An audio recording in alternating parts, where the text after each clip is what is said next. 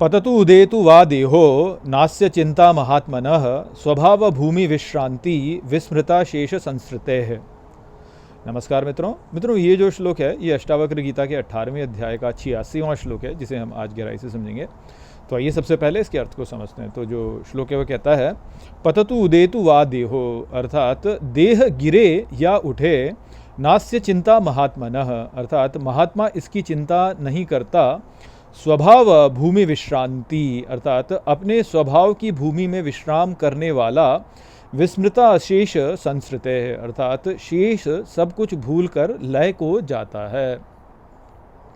तो यहाँ पर अष्टावक्र जो है वह जनक महाराज से कहते हैं कि जो धीर व्यक्ति होता है वो इस बात की चिंता ही नहीं करता कि मेरी देह गिर रही है या उठ रही है। वह अपने स्वभाव की भूमि में जो है विश्राम कर रहा होता है और वह जो है उस स्वभाव में ही रहकर शेष सब कुछ को भूल जाता है और इस प्रकार से लय को प्राप्त होता है। तो यहाँ पर जो है जो बात हमारे लिए समझने की है वह यही है कि जो ज्ञानी व्यक्ति है या जो तत्वबोध प्राप्त किया हुआ व्यक्ति है वह अपने स्वभाव में जो है शांत रहता है, विश्राम करता था। तो अपने स्वभाव में जो है जिसे कहेंगे कंफर्टेबल विद हिमसेल्फ, कि अपने आप से कंफर्टेबल है कि मैं ऐसा हूँ तो मैं ऐसा हूँ, इस बात से जो है वह संतुष्ट है। उसको ये नहीं चाहिए कि भाई मैं ऐसा क्यों हूँ, मैं वैसा क्यों हूँ, मैं ऐसा क्यों नहीं हो जाता, मैं वैसा क्यों नहीं हो जाता। जैसा मैं हूँ वैसा मैं हूँ और ये जो है बस इसी में वह शांत रहता है। तो वो अपने स्वभाव में ही लय कर जाता है। हमारी समस्या जो है जीवन में वो यही है कि हम स्वयं को स्वीकार नहीं करते कि हम क्या हैं। जो हम हैं हम उसको स्वीकार नहीं करते और हम कुछ और बनने का प्रयास करते हैं, और जब हम कुछ और बनने का प्रयास करते हैं तो उसी कारण से जो है हमारी दुर्गति होती है वास्तव में। देखिए, भगवान ने जो है हमको एक प्रकार से बनाया है, भगवान ने हमको एक रूप में बनाया है और यदि हम उसमें संतुष्ट हो जाएं तो देखेंगे कि जीवन में कोई समस्या है नहीं। जीवन की सारी समस्या इसीलिए है क्योंकि हम जो है अपने स्वभाव से संतुष्ट नहीं हैं। जैसे आप यदि पशुओं को देखें तो पशु जैसे हैं वह उसी में संतुष्ट रहते हैं ना। उनको कुछ ऐसा नहीं रहता कि मैं कुछ वैसा कर लूँ या ऐसा कर लूँ। जितने अधिक विकसित जीव होते हैं उनमें उतना ही अधिक ये होता है कि मैं ऐसा कर लूँ या वैसा कर लूँ। जितने अधिक नीचे जाएंगे उतने ही जो है वो जीव ऐसे हैं जो कि अपने आप में संतुष्ट है। अब जैसे गाय है, गाय जैसी है वैसी है, उसको जहाँ बैठा दो वहीं बैठ जाती है। या जैसे सिंह है, तो जो शेर है वह भी जो है वो जैसा है वैसा ही है, वह शिकार करके खाता है तो शिकार करके खाता है। ये थोड़ी सोचता है कि यार मैं तो हिंसा कर रहा हूँ, मुझे तो वेजिटेरियन हो जाना चाहिए। या गाय का ऐसा तो नहीं कि यार मैं तो ऐसी पड़ी रहती हूँ बस, और नहीं मुझे तो जो है कुछ इनिशिएटिव लेना और मुझे कुछ करना है। तो ये जो बाकी पशु हैं वह अपने आप में जैसे हैं उसी में शांत रहते हैं। परंतु ये जो मनुष्य है, क्योंकि भगवान ने विवेक दिया है मनुष्य को, तो मनुष्य के अंदर ये एक विवेक के कारण उसके अंदर ये होता है कि वह कुछ बन जाना चाहता है कि मैं ये बन जाऊँ या मैं वो बन जाऊँ। इस कारण से स्वभाव में जो है वह स्वभाव में स्थित नहीं रह पाता अपना जो स्वभाव है उसका।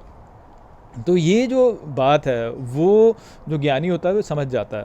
तो इसलिए जो है वह देह की चिंता ही नहीं करता, उसको अपना स्वभाव पता चल गया कि मैं स्व क्या है वास्तव, मेरा स्वरूप क्या है, मेरा स्वरूप क्या है वास्तव में, वो उसको जान जाता है। तो वह स्वरूप में ही स्थित हो जाता है, वह स्वरूप से बाहर नहीं निकलता, उसमें ही शांत रहता है और इस बात की चिंता ही नहीं करता कि मेरी देह गिरे या उठे, क्योंकि उसको इस बात की चिंता ही नहीं रहती, क्योंकि देह मैं हूँ ही नहीं ना वास्तव में। वो ये समझ जाता है कि भाई मैं देह नहीं हूँ, देह का अनुभव करता मैं हूँ। अब उस प्रकार से रह करके वह जो भी स्थिति आती है वह उसी स्थिति को उसी प्रकार से जो है उसमें बर्ताव करता है।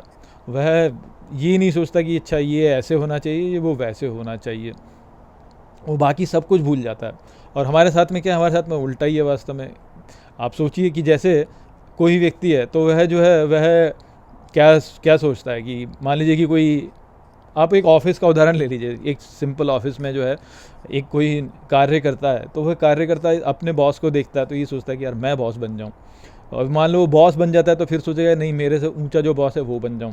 तो इस प्रकार की उसकी भाव रहती है। अब यदि वो ये चाहता है कि मुझे प्रमोशन मिले, लोग मेरे बारे में अच्छा माने और मैं जॉब अच्छे से करूँ, मेरे लोग माने। अब मान लीजिए कि जॉब में मन नहीं लग रहा है, वैसे मन नहीं लग रहा है, परंतु वैसे करने का है, तो वो ऐसे ही तो करेगा ना। फिर वो दुखी होकर के भी जो है कार्य करेगा, तो ऐसी जो है स्थिति हमारे साथ में रहती है। देखिए, मूल में बात क्या है, मूल में बात यह है कि जो हम हैं वो तो हम हैं ही ना।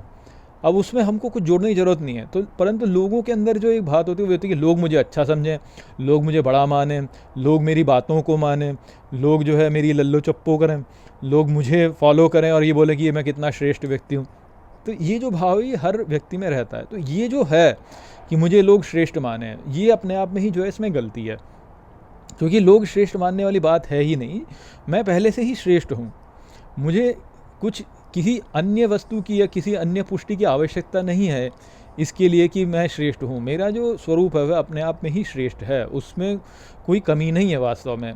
परंतु उसको भूल करके जब व्यक्ति जो है ये सोचता है कि अच्छा मैं श्रेष्ठ नहीं हूँ, मुझे ये करके जो है मैं श्रेष्ठ सिद्ध होऊंगा या मैं वो करके श्रेष्ठ सिद्ध होऊंगा, तो ही सारी समस्या उत्पन्न होती है। समस्या सारी इसी कारण से उत्पन्न होती है। जो ज्ञानी व्यक्ति वो इस बात को जान लेता है कि मैं वास्तव में श्रेष्ठ हूँ। ये जो देह है, देह से संबंधित जो भी वस्तुएं हैं, इनका कोई महात्म्य नहीं है, ना ही इनका कोई इनमें कुछ है वास्तव में, क्योंकि ये मृत्यु पर्यंत जो है तो नष्ट हो जाएंगी। तो ये है ही नहीं मेरी वास्तव मेरी, ये तो दिया हुआ है और ये मुझसे ले लिया जाएगा। तो इनसे अपनी श्रेष्ठता यदि हम सिद्ध करें कि भैया मेरा पद ऊंचा है, मेरे पास अधिक धन है तो मैं श्रेष्ठ हो गया, तो इससे तो वास्तव में हमने अपनी दुर्गति कर ली ना, कि धन श्रेष्ठ हो गया, पद श्रेष्ठ हो गया, हम श्रेष्ठ नहीं रहे। तो जब हमने ऐसा किया तो हमारी जो है दुर्गति होती है और हम जो स्वभाव है उससे दूर चले जाते हैं। तो ये बात जब ज्ञानी जान लेता है तो जान करके वो है जो है अपने स्वभाव में ही जो है शांत हो जाता है, और उसको फिर जो है देह का कोई चिंता नहीं रहती, और ना ही जो है वह किसी वस्तु की परवाह करता है कि मुझे ये सिद्ध करना है, मुझे वो सिद्ध करना है, क्योंकि कुछ सिद्ध करने को है ही नहीं। तो इस प्रकार की बात जो है वो यहाँ पे हमको समझनी है, वो यहाँ पे बताया जा रहा है। तो आशा करता हूँ कि ये श्लोक आपको ठीक तरह समझ में आ गया होगा। चलिए इसी के साथ इस वीडियो को यहीं पे समाप्त करते हैं। नमस्ते।